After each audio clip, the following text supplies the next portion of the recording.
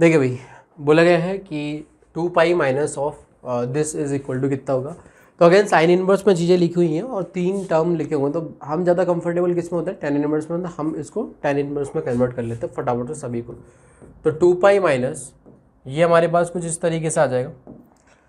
Sine inverse of 4/5 है, तो अगर टेन इनवर्स में देखो तो टेन इनवर्स में कितना बनेगा, 4/3 आ जाएगा, है ना। राइट एंगल बोल सकते हो आप इसको, ये अल्फा है तो साइन अल्फा कितना हो जाएगा, है जस्ट मैं एक बता देता हूँ, 4/5। तो राइट एंगल ट्रायंगल बनाओगे, है ना, तो ये हमारा 4 होगा, ये 5 होगा, तो ये 3 हो जाएगा। तो टेन अल्फा कितना हो जाएगा, 4/3, तो अल्फा कितना हो जाएगा, टेन इनवर्स 4/3। तो अल्फा की जगह अल्फा रखा है और कुछ नहीं। ऐसे ही इसको चेंज करोगे तो बनेगा कितना, टेन इनवर्स 5/12 आ जाएगा, है ना। ऐसे ही इसको चेंज करोगे तो बनेगा टेन इनवर्स 16/65 है ना, तो 16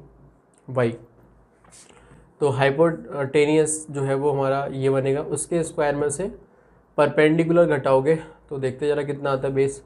ए स्क्वायर माइनस बी स्क्वायर वाली आइडेंटिटी लगाओ, तो ए प्लस बी करोगे तो 6 और 5 11 के यहाँ से लगी, 1 6 और 1 7 8 81 आ गया, इंटू दिस माइनस दिस करोगे तो 5 में से 6 मतलब 15 में से 6 के तो 9 और 5 में से 1 है तो 4 49, तो 9 इंटू 7 मतलब 9 7 63 63 आ जाएगा, ठीक है।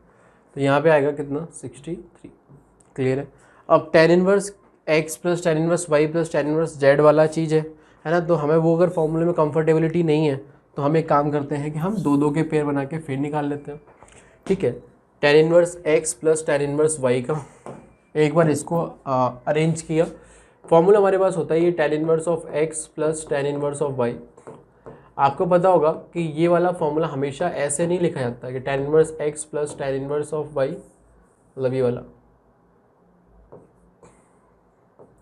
Tan inverse of x plus y divide by 1 minus x y, ये तभी वैलिड है ऐसा इसको लिखना जब एक्स वाई का जो प्रोडक्ट है वो एक से कम हो, ये वाली क्वांटिटी पॉजिटिव हो अल्टीमेटली, तब जाके अपन लिख सकते, अदरवाइज हमें कुछ एडिशनल चीज़ें ऐड करनी पड़ती है। बट अगर अपन इसकी बात करें तो एक्स अगर मान लो ये है और वाई ये है, तो इनका प्रोडक्ट करूँ तो ये आएगा कितना, 4/3 इंटू 5/12, तो ये होगा कितना 3, तो ये आ गया 5/9 जो कि लेस देन 1 है, तो कोई दिक्कत नहीं है, वही फॉर्मूला एज इट इज़ चलेगा। तो हमारे पास ये बनेगा कितना, ten inverse of 4/3 plus 5/12 divide by 1 minus this into this जो कि 5/9 था, अभी निकाला ही था, ये आ जाएगा, प्लस टेन इनवर्स ऑफ 16/63 हमने ऐसा का ऐसा ही रहने दिया, और इस पर ब्रैकेट है आगे, और ये एक माइनस भी है और ये 2 पाई भी है। तो फटाफट से इसको देख लेते कितना आ रहा है। तो इसको जब सॉल्व करोगे तो एलसीएम तो बनेगा 12 और 3 चौक 12 तो 16 ही हो गया और 5 ही हो गया, और नीचे कितना आ जाएगा 4/9। तो यहाँ से देखोगे तो कितना हो गया 21/12 इंटू 4 इंटू 9, ठीक है। तो 3 चौक 12 3 तिया 9 और बस, तो ये कितना हो गया 3 63/16 63/16 बनेगा, है ना। तो कुल मिला के अगर अपन देखें तो 2 पाई माइनस ये हो गया हमारे पास टेन इनवर्स ऑफ 63/16 प्लस ये आ गया कितना टेन इनवर्स ऑफ 16/63। देखो आप किसी चीज़ की तुम्हें आवश्यकता नहीं है दोबारा से फॉर्मूला लगाने की, ठीक है।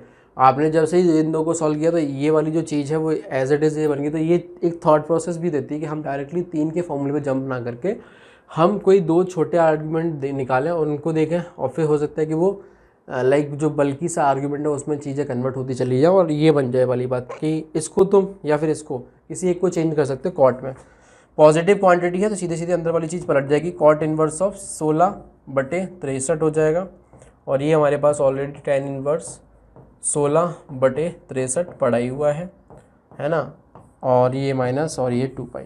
तो जाहिर सी बात है कि इसकी जो वैल्यू आएगी वो कितनी आ जाएगी 2 पाई माइनस पाई/2, क्योंकि आपको पता है ये दोनों चीज़ सेम बन गई ना।